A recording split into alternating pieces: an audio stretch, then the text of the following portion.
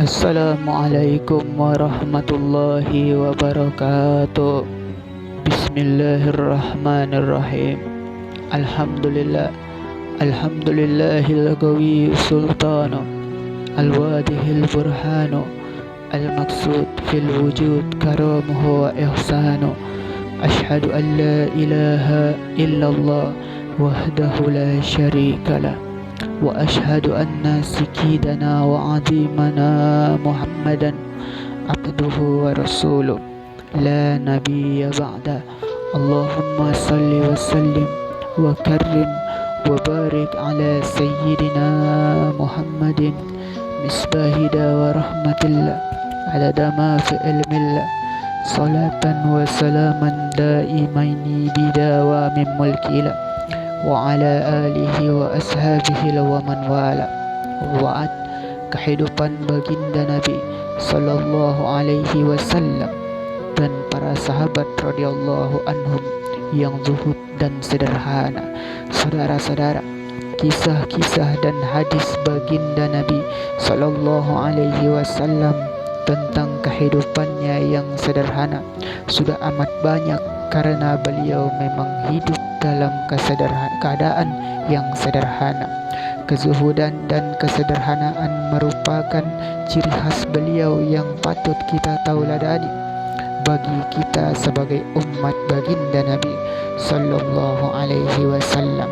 Nah, beberapa kisah baginda Nabi sallallahu alaihi wasallam dan para sahabat beliau yang wajib kita contoh sebagai pedoman hidup agar tidak tertipu oleh dunia dan merasakan nikmat yang sebenarnya di syurga Allah Subhanahu wa taala.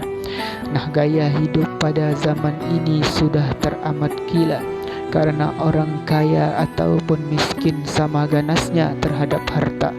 Memang uang bukan segalanya, tapi segalanya butuh uang. Nah, itulah pemikiran yang ada pada manusia zaman sekarang. Mereka berlomba-lomba untuk menumpuk harta kekayaan mereka, bekerja dengan giat hingga lupa terhadap kewajiban umat Islam. Sebagai umat Islam, bahkan rela menghalalkan segala cara demi hidup senang dan tidak kesulitan dalam hidup sehari-hari. Ini adalah persoalan yang sangat sulit untuk dipecahkan, dan ingatlah, setan itu mempunyai berjuta-juta tipu muslihat agar mereka yang tergiur akan menyimpang dari jalan yang benar dan diridhoi oleh Allah Subhanahu wa taala. Ketahuilah baginda Nabi besar Muhammad sallallahu alaihi wasallam adalah kunci tauladan kita dalam menjalani kehidupan agar lebih baik dan merasakan nikmat yang Allah berikan.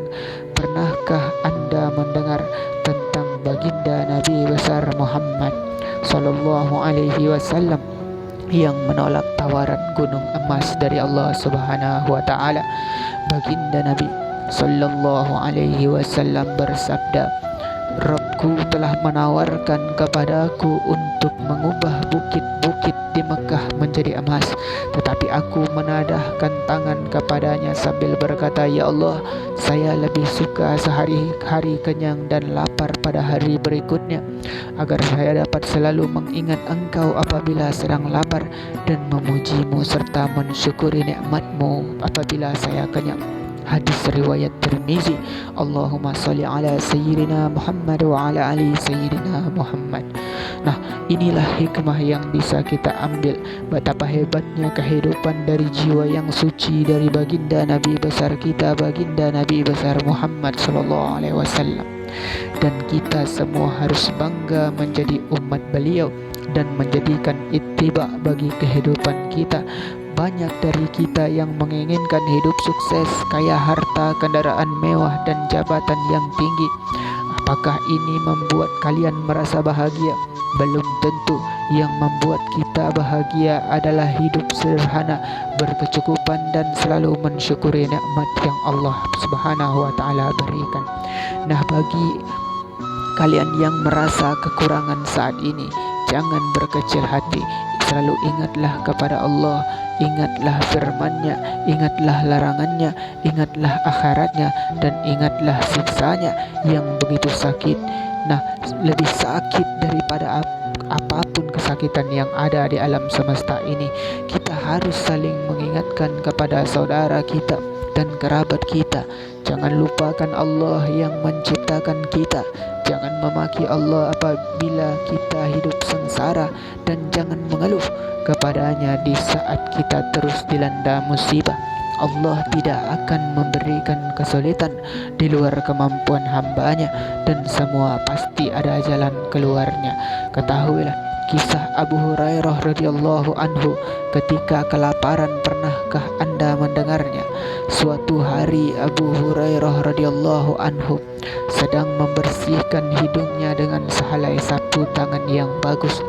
Kemudian ia berbicara seorang diri, lihatlah Abu Hurairah, sekarang dia membersihkan hidungnya dengan sapu tangan yang bagus. Padahal saya masih ingat keadaan saya dahulu ketika saya jatuh pingsan di antara mimbar dan rumah baginda Nabi besar Muhammad sallallahu alaihi wasallam. Orang-orang menyangka saya menderita penyakit gila sehingga mereka memijat-mijat kaki saya, padahal saya tidak pernah menderita sakit tersebut. Tetapi sebenarnya karena saya sedang menderita kelaparan. Abu Hurairah terjatuh karena tidak makan selama beberapa hari, dan beliau sering mengalami kelaparan yang sangat luar biasa selama berhari-hari. Bahkan terkadang sering jatuh pingsan karena laparnya, dan orang-orang menyangka ia terkena penyakit gila. Pada masa itu penderita penyakit gila diobati dengan diinjak kaki dan kepalanya. Saudara-saudara, penderitaan beliau terjadi ketika Islam mulai tersebar di Jazirah Arab. Setelah zaman Rasulullah baginda Nabi sallallahu alaihi wasallam, Islam telah menaklukkan banyak wilayah, maka keadaan hidupnya sedikit membaik. Abu Hurairah radhiyallahu anhu adalah seorang ahli ibadah dan rajin menunaikan salat sunnah. Dia memiliki sebuah kantung yang terbuat dari kain yang diisi dengan biji-biji kurma sebagai alat menghitung zikir dengan cara mengeluarkan biji tersebut satu persatu, dan jika habis beliau memasukkan biji tersebut satu persatu dan mengulangi zikirnya dari awal. Subhanallah, betapa kuatnya iman sahabat baginda Nabi sallallahu alaihi wasallam. Walaupun dalam keadaan yang sulit, beliau tidak melupakan kewajibannya sebagai orang Islam. Allahu Akbar. Allahumma salli ala Sayyidina Muhammad wa ala ali Sayyidina Muhammad. Saudara-saudara yang dimuliakan oleh Allah Subhanahu wa Ta'ala, mungkin hanya itulah yang bisa kita bicarakan pada pertemuan kali ini.